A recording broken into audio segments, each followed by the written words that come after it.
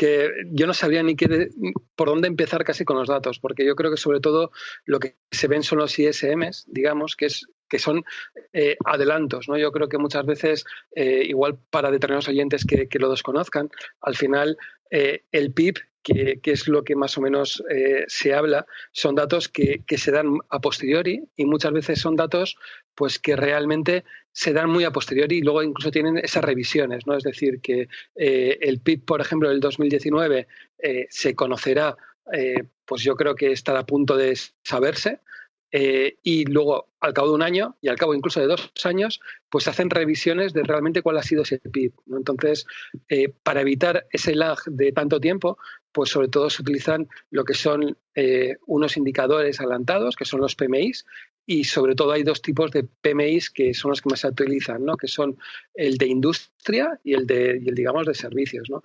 Y estos PMIs, en lo que se va conociendo desde el punto de vista, sobre todo de Alemania, y los PMIs que se pueden estar conociendo desde de Francia, pues son espectacularmente bajos. Yo creo que son los peores datos que ha habido históricos, ¿no? Lo que comentaba, por ejemplo, por decir, ¿no? El PMI de servicios, y es importante sobre todo en países como Alemania, como en Francia, como en España, porque el nivel de servicios es una parte importante, pues hablaríamos de 10,4. Para que el oyente se dé cuenta, ni subir ni bajar sería un nivel de PMI de 50. Por debajo de 50 de recesión, y bueno, y por debajo, y este 10, pues yo no sabría qué decir qué nivel de recesión se está teniendo en cuenta, porque yo creo que nunca ha existido. O sea, No, es que no se puede extrapolar. Probablemente implique bajadas del PIB anualizadas, ¿eh? No quiere decir que vaya a bajar eso al final de 2020, pero anualizadas bajadas del 30% del PIB o una cosa así. En Alemania se utiliza el composite, que el composite sería una suma de los diferentes PMIs para hacerlo. Por ejemplo, también se habla de 17. Hoy por hoy, este trimestre va a ser un desastre económico, pero digamos a nivel mundial. Eso es lo que yo creo que está claro. Y aquí uno de los grandes problemas que se ve es cómo se va a salir de esta crisis, ¿no?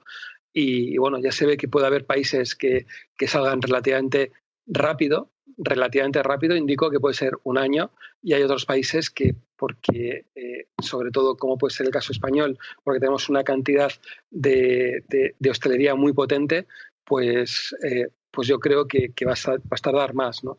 Es más, incluso una de las preguntas que yo creo que os pongo, ¿no? Y yo creo que incluso se le puede dar a los oyentes que recapaciten, ¿no? Porque se ha estado viendo en estos días, pues determinados hosteleros, pues que están utilizando medidas pues que pueden ser interesantes, ¿no? Como poner una serie de mamparas, cómo medirte la temperatura antes de entrar al restaurante, cómo poder servir los alimentos y que tú vayas y lo recojas y demás.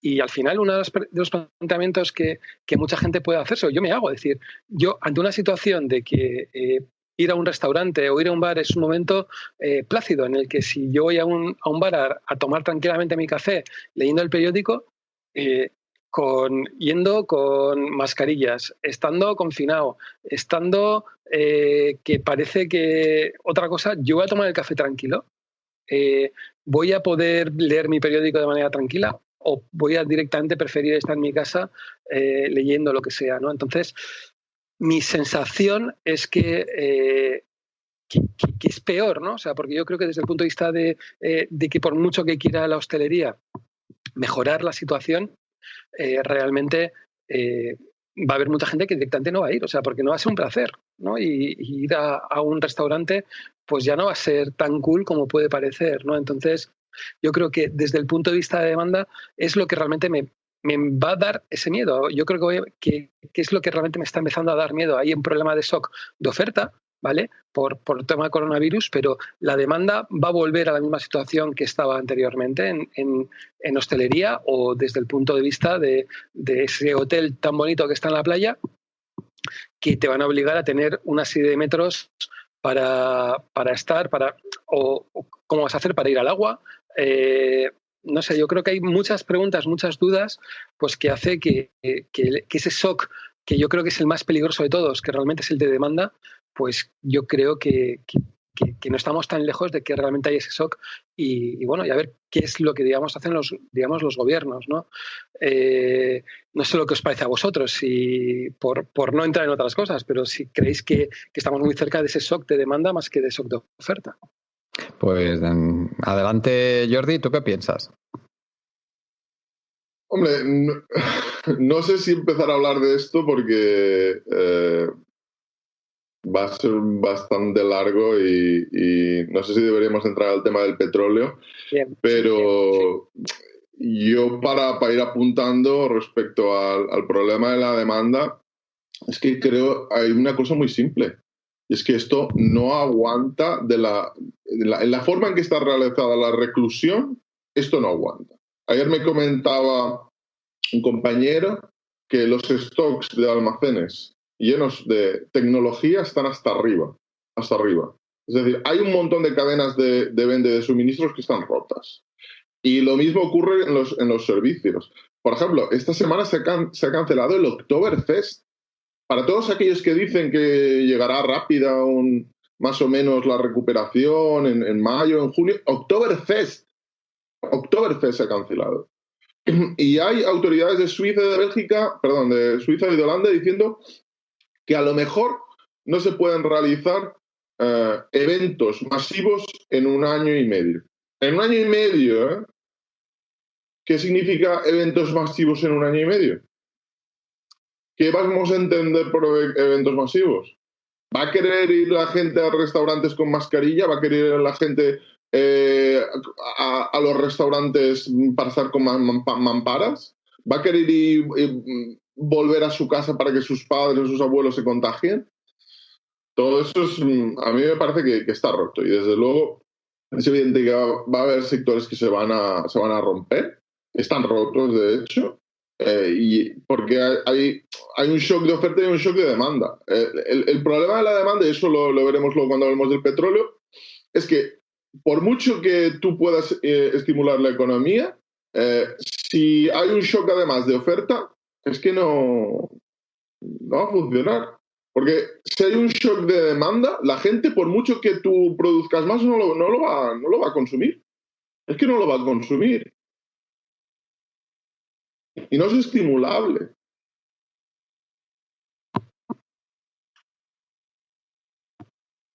Adelante, Víctor, coméntanos cómo ves tú esa posibilidad que planteaba Joseán, cómo lo ves igual que Jordi, ¿qué piensas? Adelante. Bueno, ligando con lo que decía, ¿no? Que uno de los motivos por los que también se tiene que pensar se tenía que asumir precisamente de quizá relajar ese desconfinamiento manteniéndose por debajo de la zona de saturación era justamente que, bueno, es que no hay otra manera de, digamos, recuperar un poquito la demanda más que aflojando el confinamiento. Quiero decir, si mantienes este mismo régimen de restricciones, pues la demanda no... O sea, porque hay muchas cosas que van ligadas a ello. Pero es que aún así, aunque hicieras eso, efectivamente, como también habéis apuntado, hay factores psicológicos que se han instalado, psicológicos que tienen sentido, o sea, que tienen razones, como el miedo que comentabais porque además está demostrado, no es un miedo irracional, quiere decir, hay una cierta propagación en entornos cerrados. Además, no tiene sentido ir a un restaurante con mascarilla, ¿cómo comes? ¿No? O sea, ya solamente cosas con lógica, ¿no? En China, de hecho, lo que están haciendo muchos restaurantes eran, de la zona, digamos, donde aún no les dejaban abrir, era servir comida, sí, pero para domicilio. Es decir, iba la gente, hacía la cola, se llevaba su comida, iba al restaurante, pero claro, ¿qué manera de ir al restaurante es esa, no? Es decir, una manera un poco, bueno, precaria para abrir la cocina y poder hacer algo de caja. Claro, al menos dices, mira, pues comen, pero no es una cuestión y no sé si hasta qué punto aquí la gente está, porque aquí la gente va al restaurante, lo asocia a eso, a la terracita, a estar algo social. Yo esto no veo como, es decir, eso, la hostelería, restauración es complicado que eso sea capaz de remontar o sea, entonces, eso por un lado. Por el otro, lo que comentáis también de, bueno, o sea, la situación con el petróleo que decís, efectivamente, es decir, petróleo y muchas otras cosas, ¿no? Pero el petróleo es un caso claro de lo que se ha visto, que justamente los stocks, las almacenes, se han ido llenando porque, claro, la demanda ha bajado y la oferta no ha bajado tan rápidamente como ha bajado la demanda. Se ha bajado mucho más rápido que la oferta. durante un tiempo se han aprovechado para llenar reservas estratégicas, para almacenarlo, bueno, comprarlo barato, porque efectivamente estaba barato. Lo que ha pasado es que, claro, aún, es decir, incluso los petroleros que han empezado a usarse también como almacén, es decir, cualquier sitio es bueno para almacenar petróleo. Entonces, en los petroleros también están la mayoría, o si no parados, son almacenes flotantes y lógicamente eso sube su precio. Es decir, si tú quieres llenar un petrolero, pues cotiza alto porque la mayoría están llenos. y además no hay tantos circulando, transportando crudo, digamos, abasteciendo de crudo, porque tampoco hay tanta demanda, con lo cual tampoco se necesita tanto, ¿no? Claro, eso lo que vimos esta semana, ¿no? En el vencimiento de los futuros del West Texas, que justamente fueron... Claro, es que se encontraron porque al vencimiento de un futuro, el que se lo queda comprado, digamos, le corresponde obtener los barriles. Claro, lo que pasa es que nadie se los quería quedar, ¿no? Porque resulta que tenía que asumir unos costes, que es lo que hemos comentado, muy superiores, ¿no? Es decir, a lo normal, para encontrar un lugar donde almacenar ese crudo o para ya transportarlo incluso a otras zonas, porque sí, luego ha ido propagando un poco el precio, ha bajado un poco el Brent, ha bajado un poco otros petróleos días después, pero va lento porque no es tan rápido, ahora mismo no es tan fácil mover las cosas ni rápido, y ahí pues lo que ocurre es que básicamente si había que asumir todos esos costes, el precio pues llegó a ser negativo. Es decir, de que digamos, para que compensase, digamos, quedarse el petróleo, tenían que pagarte por él. Es algo inaudito, pero claro, esto puede ser que veamos más de esas en próximos vencimientos de futuro, sobre todo en Estados Unidos, porque además allí se da una situación, que es lo que yo quería comentar también, que es que, por ejemplo, allí han mantenido una sobreproducción de petróleo que viene ya de lejos de cuando ellos desarrollan el fracking, pero que no les ha sido tan fácil de frenar, porque allí justamente en la que es la industria del fracking está, digamos, controlada en gran parte por muchos pequeños productores que no pueden dejar de producir precisamente porque tienen sus créditos, y aunque produzcan a pérdidas siguen produciendo para pagar ni que sea parcialmente la deuda que han contraído. Y claro, eso eso hace que dificulta más a Estados Unidos bajar la producción de petróleo, por ejemplo. Y dentro de Estados Unidos, ahora que están cortados los mercados internacionales de transporte, o sea, no cortados, pero mucho más disminuidos, digamos, claro, es decir, a nivel americano les sobra, tiene muchísimo más petróleo del que usa, y sí, yo creo que veremos una de las consecuencias, que lo he comentado en algún otro programa, pero una de las consecuencias que veremos es que el fracking creo que va a desaparecer casi, no digo absolutamente, pero va a reducirse a yo creo que vamos a ver producciones de Estados Unidos a niveles pre-fracking en pocos meses. Va a tardar unos meses aún porque tiene que regularse, pero sí que apuntabais algunos gráficos en que mostraban que los pozos, digamos, los nuevos pozos de fracking en Estados Unidos se estaban reduciendo mucho. Lo normal es que se llegue a casi cero, yo creo, en los próximos meses, digamos, de nuevos pozos abiertos. Porque los pozos que ya están abiertos, como ya tienen la inversión hecha, tienen que producir, y ese es el problema, ¿no? Que hay un delay, hay una inercia que hace que el precio se desplome, y sobre todo en Estados Unidos. Claro, si es que a eso le añades el hecho de que una cosa que también se ha apuntado, de que la epidemia, por ejemplo, afecta más allí donde hay más polución.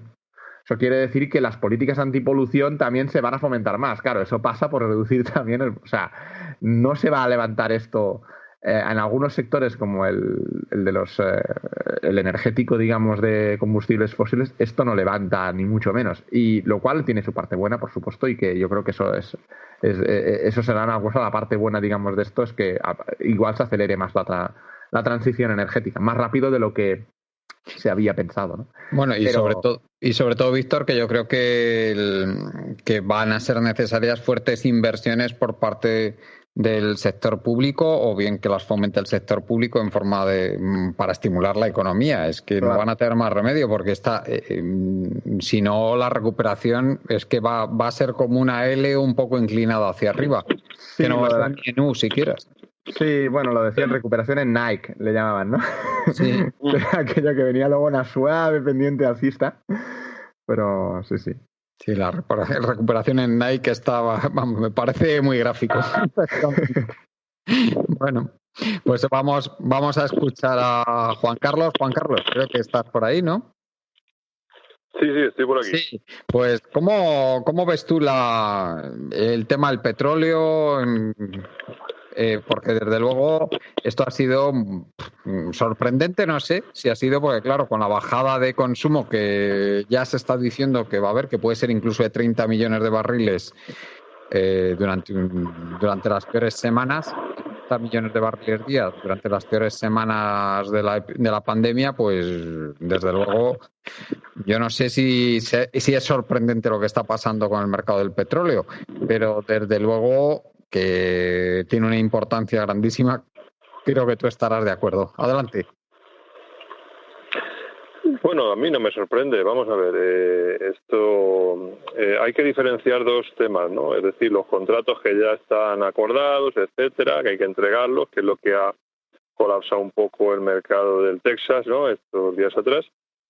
Pero vamos a ver, hay una caída brutal de la demanda, hay unos excedentes, hay que ir sacándolos, ¿vale?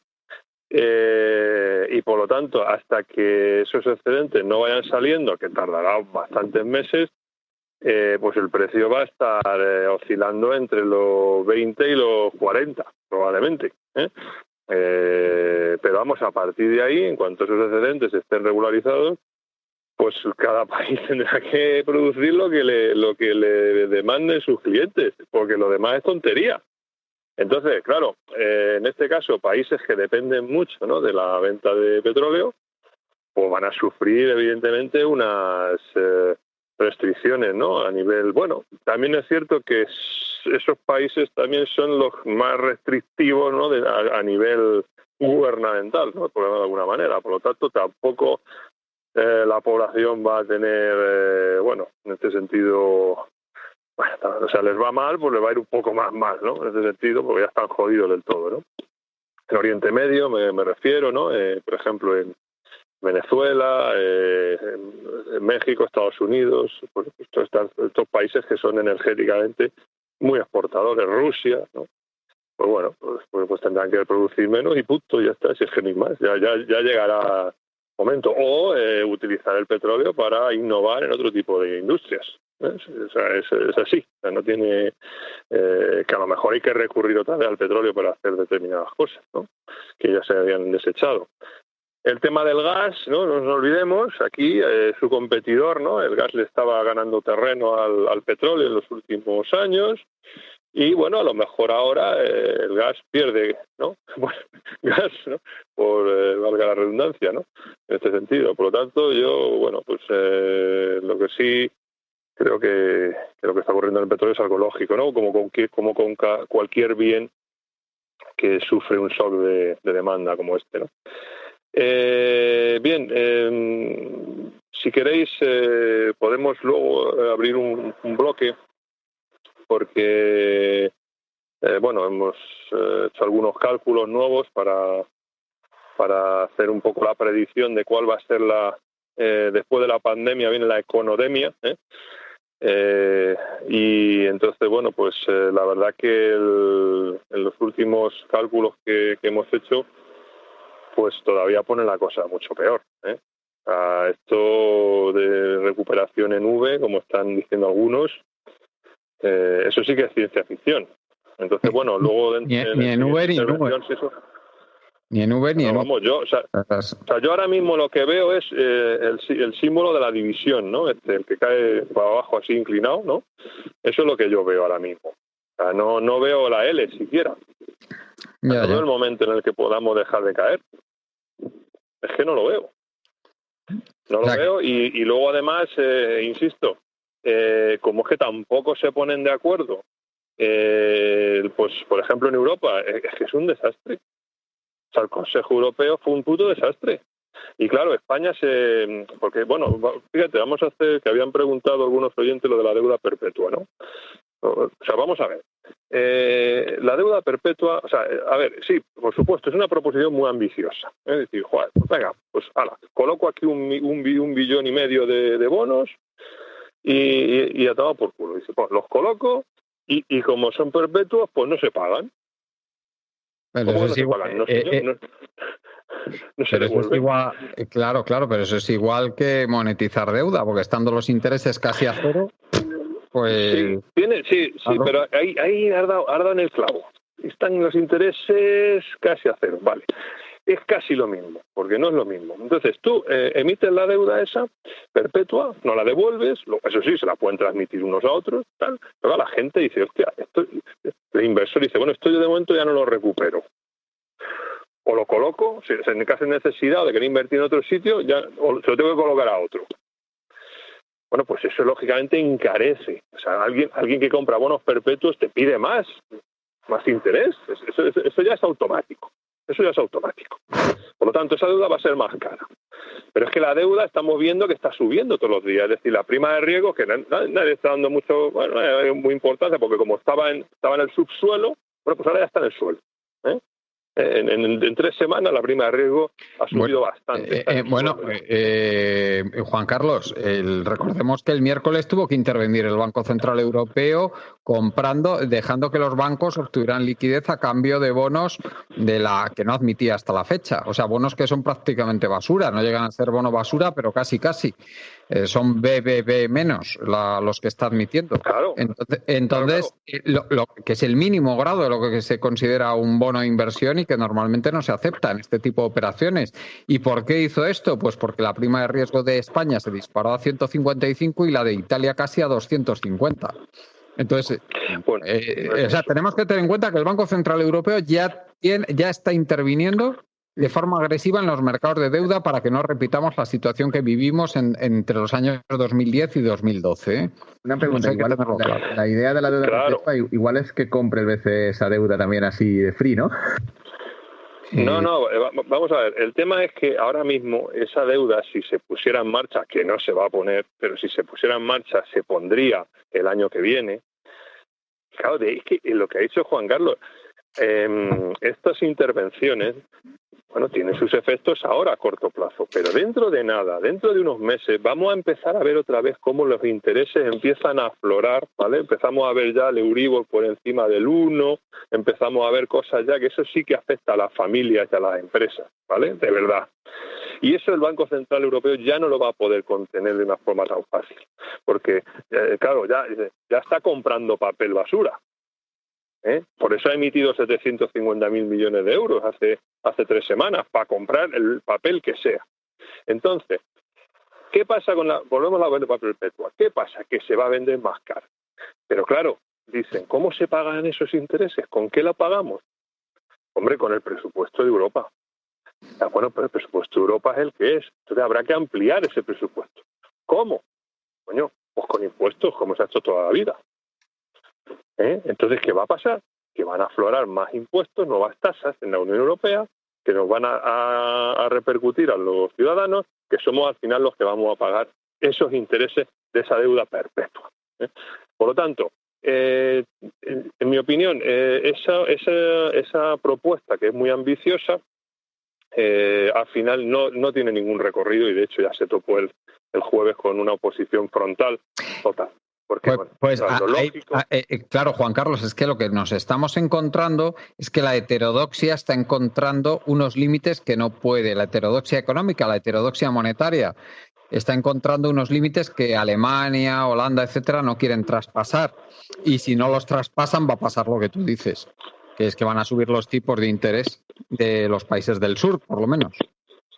Bueno, nosotros, claro, efectivamente nosotros siempre seremos más campeones que los otros, pero bueno, será una tendencia generalizada. Y lo lógico sería, sí, una emisión de deuda, pero a muy largo plazo. Eso sí, pues tendría más sentido.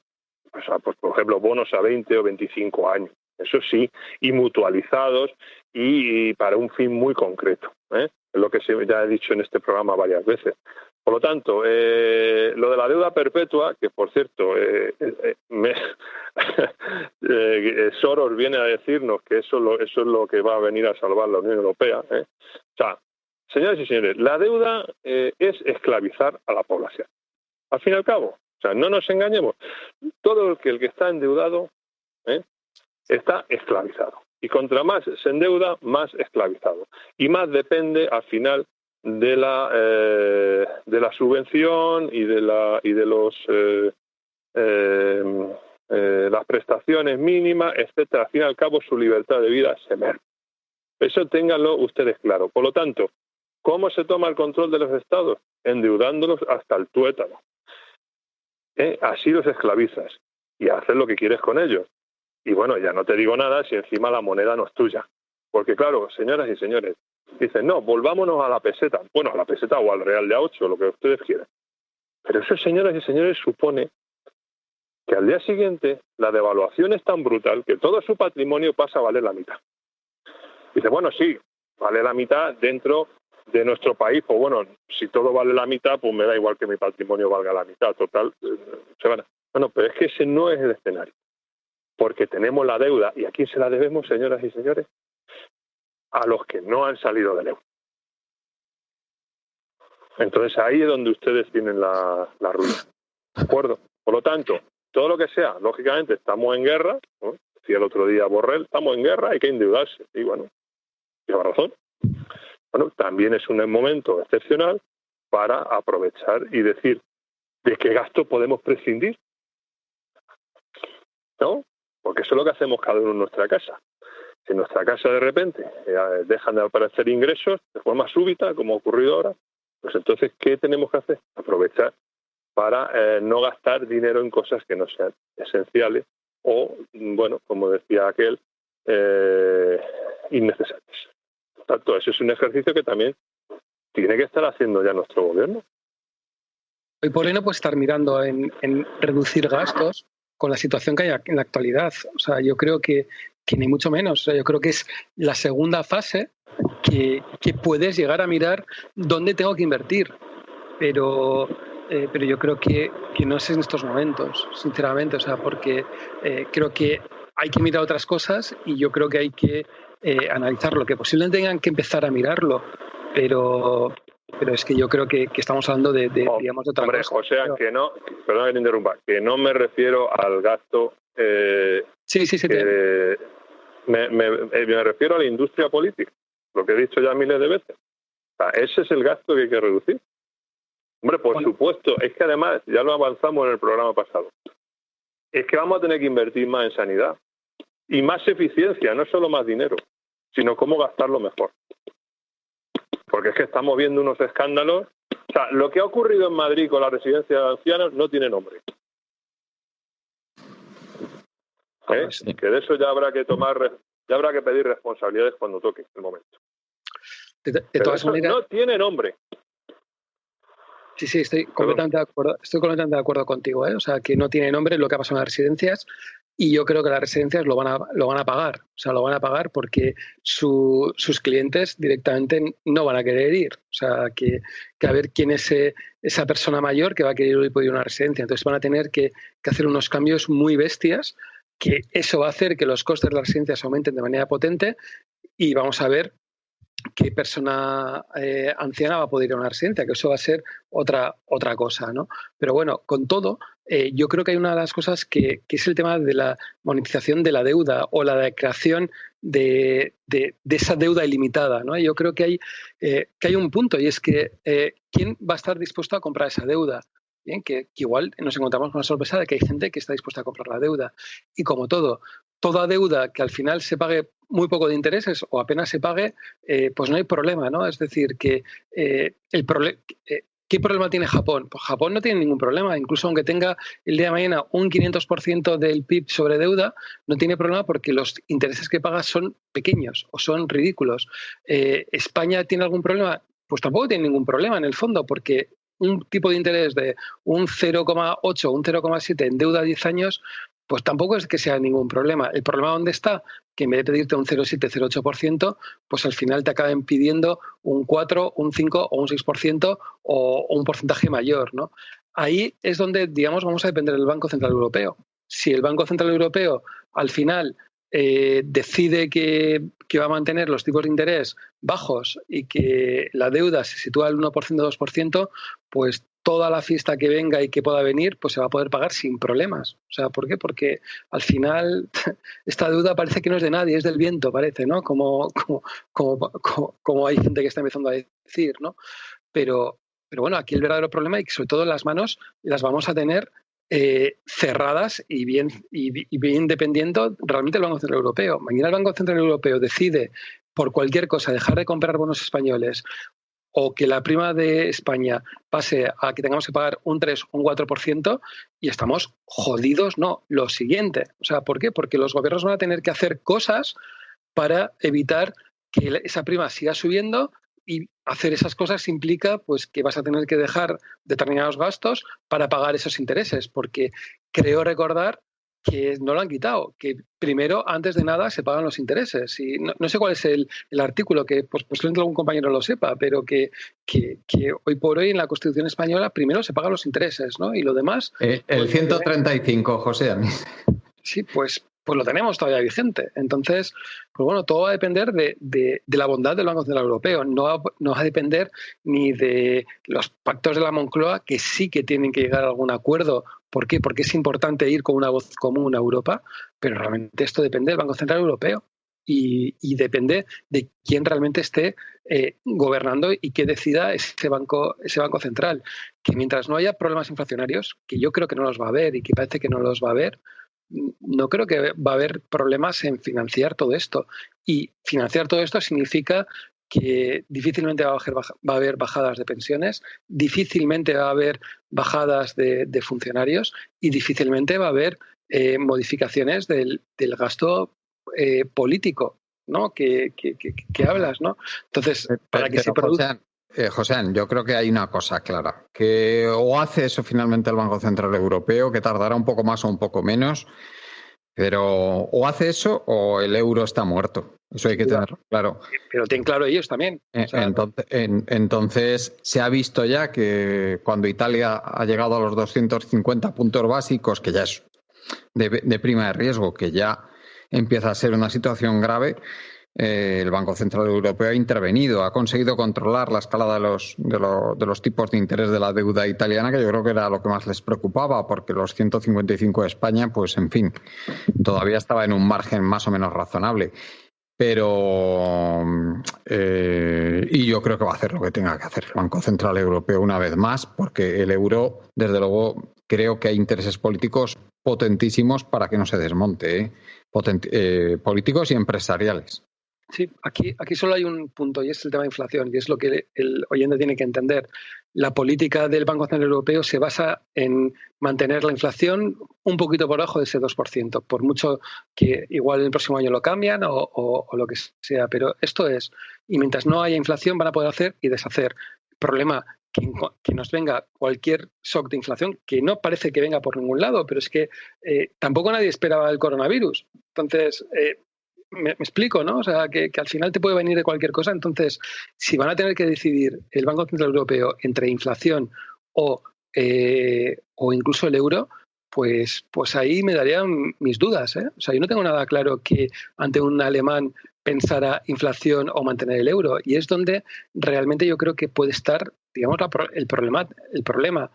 Que hoy puedes intentar ser un buen alumno y tener el déficit cero como quieren, digamos, los alemanes, o intentarlo, pero realmente no hay ningún problema. O sea, mientras tú tengas al Banco Central Europeo que te está dando la pasta y que por mucho que digan que no está financiando a los estados, tal, no, es mentira. O sea, al final el Estado crea ese bono se lo vende a los bancos que lo van a comprar. ¿Por qué? Porque saben directamente que se lo van a vender al Banco Central Europeo. Entonces, hay una monetización realmente de deuda pública, y mientras eso no sea inflación, pues que la fiesta continúe y no va a haber ningún cambio.